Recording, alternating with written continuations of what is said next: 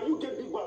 Yes, I said, so because I said no, I don't want to save 1%. One, then be able to, when you can't love the guy, 3, then be in bad ways, 4. I'm going to call what Ben is doing, or what Ben was doing, dry charging, because it was actually uncalled for. Like, that wasn't necessary at all. The energy he was giving the MBADIWE twins, it wasn't necessary at that point. Even though you are carrying them in your mind, even though you carry them for chest, that wasn't actually a reason for you to like start saying a lot of stuff, like calling him big mouth and stuff like that. Well, we'll dive into the details later. And then we also have Ben and TEEJAY re-strategizing on how they are going to win the HOH, and their decisions, like the decisions they will make if eventually they become the HOH, or if eventually they win the custodian title. So well, so that was that. I'd like to say, if well, that was that. And I would like to say, if you're a returning subscriber, you're welcome. And if you're a first time viewer, please kindly hit the notification bell so that you get notified whenever I post a new video. And don't forget to give this video a thumbs up, and also don't forget to share. So back to business. We are going to start with the Ben and the OZEE's quarrel. So yesterday, the housemates lost their wager. Reason being that they are usually very disrespectful to Biggie whenever he asks them to do stuff, and they take their time. Like, if he calls them for a function, they take their time, they come at will. If you've noticed, Biggie has been shutting them out for a couple of times of late now. And yesterday, their performances were absolutely wow. Like, they did really well. Honestly, they did so well. But their punishment was that no matter the performance they had presented, they weren't going to be granted a win. So Biggie had told them that their punishment was that there wasn't going to be any wager. So of course, there won't be luxury in the house this week. They are just going to make do with whatever is left with in the house, and Biggie will only supply the basic needs for them. So when it's like that, most times everybody's emotions keeps getting high and flying all over the place. So I think maybe that was one of the reasons why Ben was triggered, because what happened between him and OZEE wasn't that deep. Like, I mean, he was just cracking a joke just to relieve the tension, because there was tension everywhere, you know, that kind of a stuff.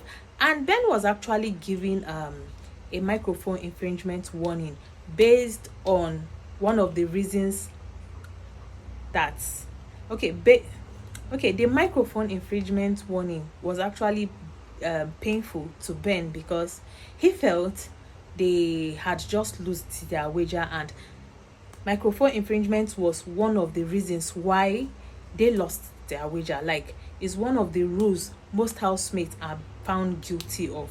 So he wasn't happy at the moment. So I think he just did, it was more like a transfer of an aggression, and he started calling MBADIWE old, that like he was age shaming him. Like, come on guy, do guys even do that? That was actually uncalled for. You don't age shame anybody, because everybody's definitely going to grow old. So why are you making it look like a big deal, telling him to respect his age? And well, I like the way they handled the situation. OZEE and OZEE were actually very calm. I like their maturity for that. If there's one thing they have, is actually the way they handle things. Next thing, I was downstairs talking to people, 10 people. They don't say, well, you now, you get big back. Yes, I said, so because I said no, okay, go and sit down, Jerry. You go and sit down. Are you the only one that has emotions here? Nonsense. I will say it 1,000 times again. Respect your age. You will respect your age. How old am I? How old are you? I don't know. But either way, are you not the one that talks about maturity? Those guys are actually behaving their age. They are way matured than what Ben was actually trying to insinuate. And another thing that happened during that seemed to be funny was when they were having the quarrel. It was more like a family misunderstanding, because Ben is actually very close to OC and OZEE, and then the checkers, that's Onyeka and Chizoba. So yesterday the checkers were actually in the middle of the situation and they couldn't even say anything or react or stuff like that. Although later Chizoba had to call Ben and spoke with Ben and told him that what he did was out of place and it was actually uncalled for, that he shouldn't have done that and all of that. And Ben kept on defending that it was OZEE that came for him, blah blah blah. And later on at night they were able to, I don't know, they didn't talk about it, but I saw them, they were still like rapporting, relating very well, although it didn't sit well with the MBADIWE twins because the both of them were not happy about it, but they were actually very, very calm. So that was that. And another highlight for yesterday was that of Cassia and Kelly Ray, that's the double K pairs. So Kelly Ray was seen complaining to Cassia how Wani had disrespected him, that he didn't like the way Wani disrespected him because he was grilling chicken at the pool party and Wani came to ask for some, and he told her that he was frying, like he wanted to fry in a large quantity before he starts sharing, so that people won't have to come for people won't have to eat more than others, or people won't have to like eat while others won't eat, you know, like, you know, when you are roasting and people are picking one after another, so people end up eating more than others, you get. So I was grilling chicken. Which normal person will come to that place and sound rude? So I feel that was what he was trying to avoid. So he asked her to like chill, like she should hold on, that whenever he has roasted a certain amount, he was going to call the housemate, or she should just check and maybe if it's much enough to share so it will go around, then she can have some. But she didn't want it that way. She wanted him to like do it her own way, and he refused, and she spoke to him anyhow, and she didn't like. And Cassia actually asked him if he plays around with Wani in some kind of way for her to be disrespectful, because he did mention that Wani chooses the people to respect, and that Wani wouldn't try such or wouldn't be rude to SOOJ or even Tofa, that she I won't fuck with her because she's selectively respectful. Do you understand? Yeah, she's selective. That's what I think. She won't say that thing to SOOJ. She won't act that way to somebody like SOOJ. this kind, she they look face, she know who she go disrespect and who she no go disrespect, something like that. So Cassia now asked him that if he's actually playing, like if he plays with her in some kind of way for her to disrespect him, and he was like no, like that. And Cassia said that in case it happens next time, he should let her know and all of that. And he did mention that no, that he doesn't want it, that there was an issue that occurred the other time, that despite Cassia was reacted from a good place or said something from a good place, but it was almost escalating, that he doesn't want her to be in, like, he just wants her to be in good terms with the housemates, so that they could just play their game, that since it's game everybody's playing now, so they could just play their game and go. Cassia wasn't happy about it. You know, now your husband, someone disrespecting your husband, and it's actually painful. You can't even do anything because you've told them that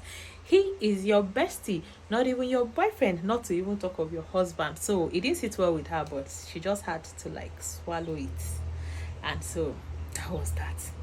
So another highlight for yesterday was that Zion and Mikey were seen having a conversation, and I don't know exactly who they were talking about, but I am suspecting Ruthie because he later mentioned her name, but he didn't mention the person's name from the beginning of the conversation. So he said that he was going to mount pressure on a particular relationship, that he doesn't even care how it's going to be.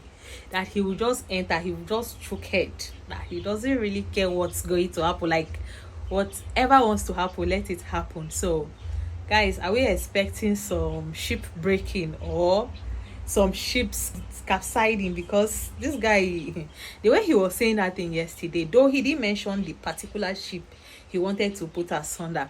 So I have my eyes on him. I'm just watching. I have my eyes on that Mickey of a guy, because he's beginning to like give some certain vibes that we might like to have. And guess the response Zion gave. Like Zion on the other side said that he knows that there are babes in this house, like there are chicks here that are actually tripping for him, but that they can't come for him because obviously he came with someone in the house. That's Chinwe now.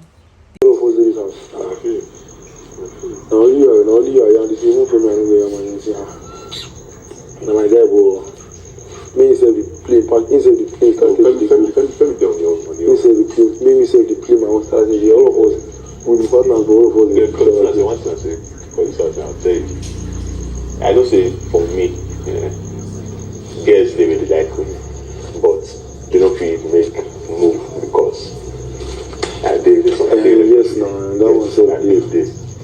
You say she outside. You should outside, and I will say they get the sick body. And now yes, get. But as me, I know they are available. Me, They've been giving him. I was like, who are the people giving Zion sign, for crying out loud? Because me, I've not seen anybody like give Zion sign. No. Then Mikey on the other hand did mention of Ruthie, whether cutting eye for him or liking him. These guys.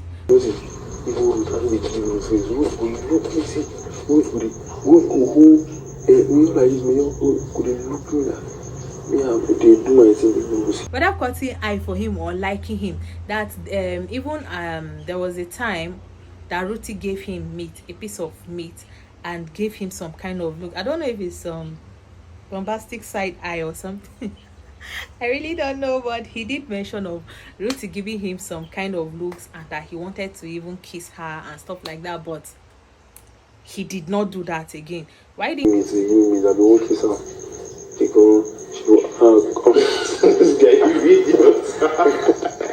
do that? He didn't mention exactly why he didn't do that. So it's high time I put my eyes on that Mickey. I'm going to mount my guards on Mickey, because all that drama he's trying to bring, we are ready for it. We are ready. So that was that's for Mickey and Zion's conversation. Now there was another interesting conversation between Mikey and Ben with Chizoba. I really don't know what brought about that conversation, guys, but who knows, maybe that's the reason why Mikey is not having a girlfriend, because they said his gbola is big. That's So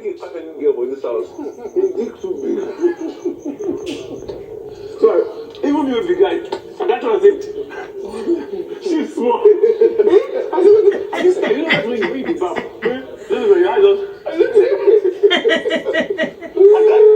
The gbola is really big. And Ben mentioned that even him that is a guy, he said he will never take his bath, that he will never be in the bedroom where Mickey is again. That's because Mickey's gbola is too big, that even him that is a guy, that he had to like ask him to please shift a bit away from me. I don't know if he was scared or something, but of course Biggie's house is 100% safe, so I don't think any funny situation is going to occur there. So that was what he said. And he said any woman that Mickey lays his hands on is going to suffer. Okay, and Mickey was like, he was just laughing, he didn't say anything. So that means what Ben was saying is true. So Mickey owns the biggest gbola in the house. I don't know, but that was what Ben said, and it was actually like funny to me, because I was like, oh wow, maybe now one of the reasons why the girls they avoid them. Who knows? Nobody knows. Oh, so now after the Ben and OZEE squirrel, Ben was seen having a conversation with his partner TJ. You guys, these boys are not joking, no. Like they were re-strategizing. Nobody wants to lose guard in Biggie's house.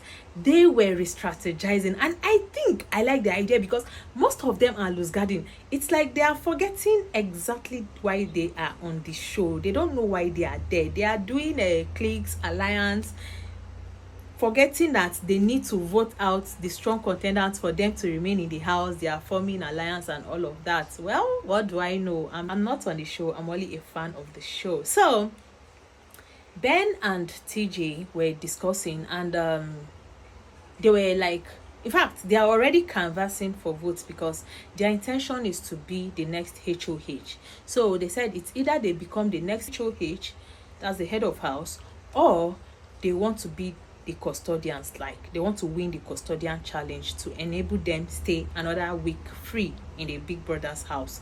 And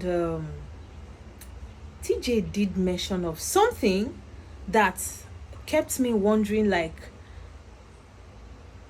if what he said was true.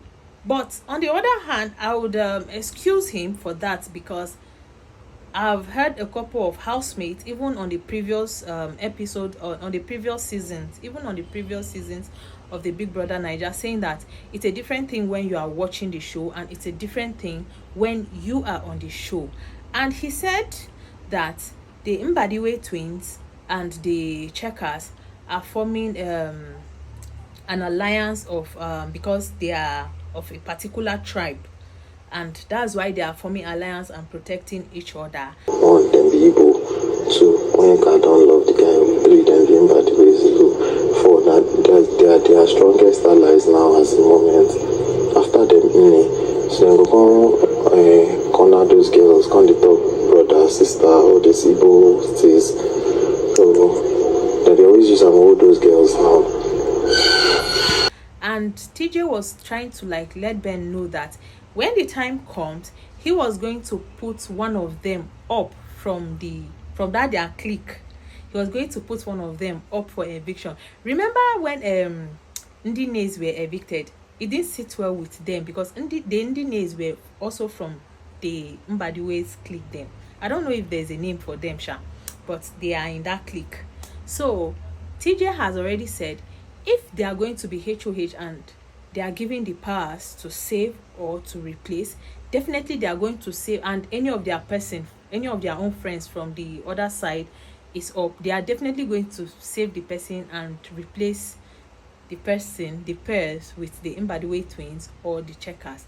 And if you win custodian and let's say 5th week, and maybe if it's evict, then we can't do anything. If it's save and replace, I'll put them up, and now they are circle.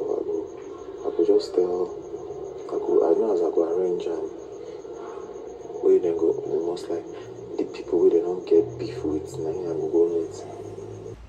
Despite Ben has something going on between him and Chizoba, he was comfortable with the idea because at the end of the day, you wouldn't even blame anybody because it's a game after all. So everybody is playing to win. Nobody is playing to lose. Everybody wants the money. They are all there for the 100 mil. So he didn't even oppose. And in my head, I was like, I don't think this should be a thing of a tribal stuff. Like it shouldn't be an intertribal thing, stuff like that. But coming from a fellow housemate, we are going to see how they'll play their game. But I personally don't see it from that angle.